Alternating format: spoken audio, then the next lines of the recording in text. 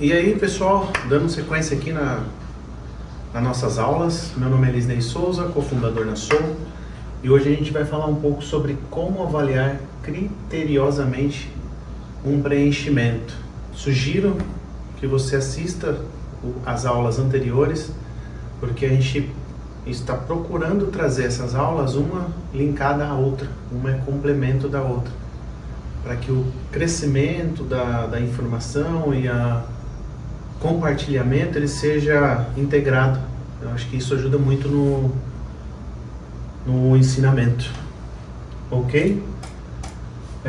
Primeiro, como a gente vai falar de preenchimento, a gente precisa saber o que é preenchimento, tá?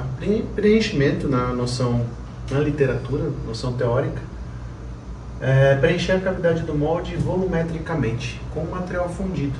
Então esse material ele vem para a manufatura em pellets. Esses pellets eles são fundidos dentro da unidade de injeção da injetora, que são 3 zonas: a de alimentação, homogeneização e fusão, e depois transferido isso via pressão para dentro do molde. Então basicamente a noção teórica é essa.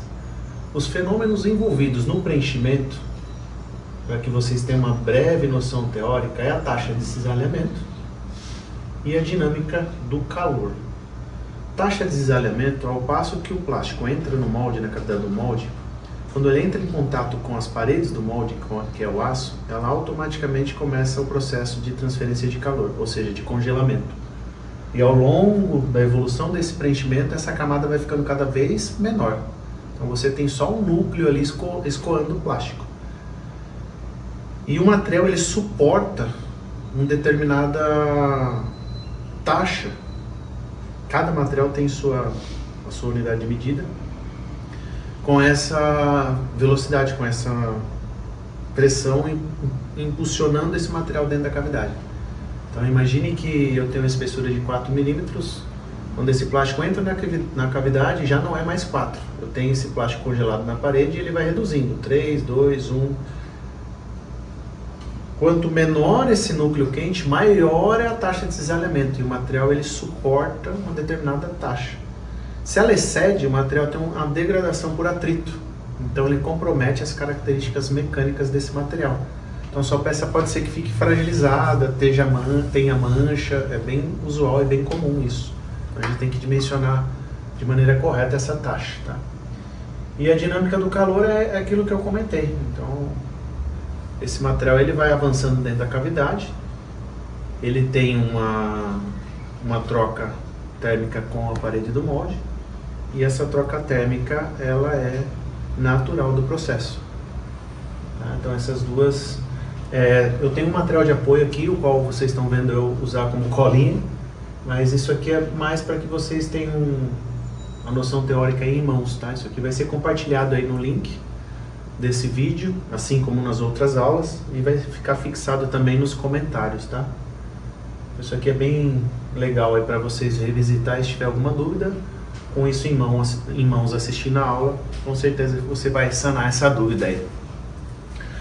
Vamos para os principais e típicos problemas relacionados a preenchimento. Então, o mais conhecido de todos é o molde parcialmente não preenchido, que é a famosa falha de injeção. O termo técnico utilizado na simulação é o short shot, que é o tiro curto, essa falha de injeção. Quantidade extra de material na cavidade, é a famosa rebarba. Aí o operador tem que pegar uma faquinha e ficar retrabalhando a peça. Você precisa identificar a causa raiz, nem sempre é o processo, às vezes a causa raiz é o próprio molde. Temos a famosa hesitação. Para quem não conhece, a hesitação ela acontece em grandes comprimentos de fluxo e às vezes com alguma pequena diferença de espessura, mas a hesitação ela nem sempre provém da geometria, pode ser pelo grande comprimento de fluxo e pelo próprio tipo de material utilizado. Uma peça bem comum que tem hesitação, que eu posso falar para vocês, é a lente. No carro, quando você está dirigindo, você tem o seu, onde te norteia ali, combustível, velocidade, que é o painel de instrumento. Tem uma lente que protege toda aquela aparelhagem. Essa lente é injetada em PMMA, e um material translúcido, e ela tem muito pouca transição de espessura, ela é uma peça bem homogênea, uma espessura bem constante. Porém, o comprimento de fluxo dela é muito grande, tem painéis que tem 400 milímetros de comprimento, outros tem 500 ou mais se for caminhões.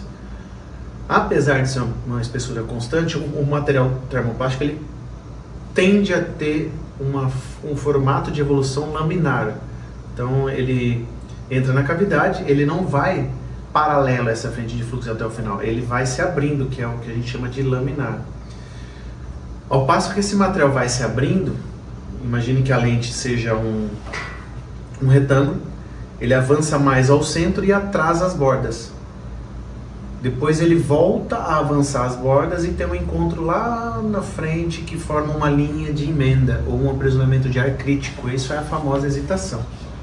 Já o race tracking, ele tem como característica as diferenças de espessuras. Então imagine uma caixinha sendo injetada, eu tenho uma espessura constante de 2 milímetros e na borda, numa altura de 10, eu tenho uma espessura de 3, por exemplo, para que tenha essa borda reforçada estruturalmente para a aplicação do produto.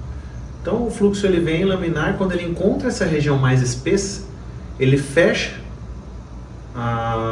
o fechamento do molde, ele obstrui, né? Então ele tira o gás ali e leva uma bolha de gás para uma área fora da área de fechamento do molde.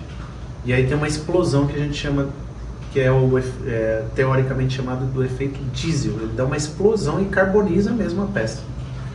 Nesse material de apoio eu vou zipar aqui, tem todos os problemas, como ele acontece e a solução que foi aplicada. É uns videozinhos bem simples, mas muito orientativo. Tenho certeza que vocês vão conseguir entender. Se você tiver alguma dúvida nos videozinhos, vai estar zipado junto com esse material, tá? Então é um pouco mais sobre preenchimento, tá? Uma aula bem breve, bem objetiva. Espero que possa ajudar vocês. Compartilhem, curtam, comentem, mandem assuntos que vocês queiram ver aqui pela Soul, que a gente vai se dedicar e poder trazer para vocês o que vocês esperam. Beleza? Aproveitem. Daqui para frente vocês vão ver bastante a nossa carinha aí trazendo esses tipos de conteúdo. Um forte abraço.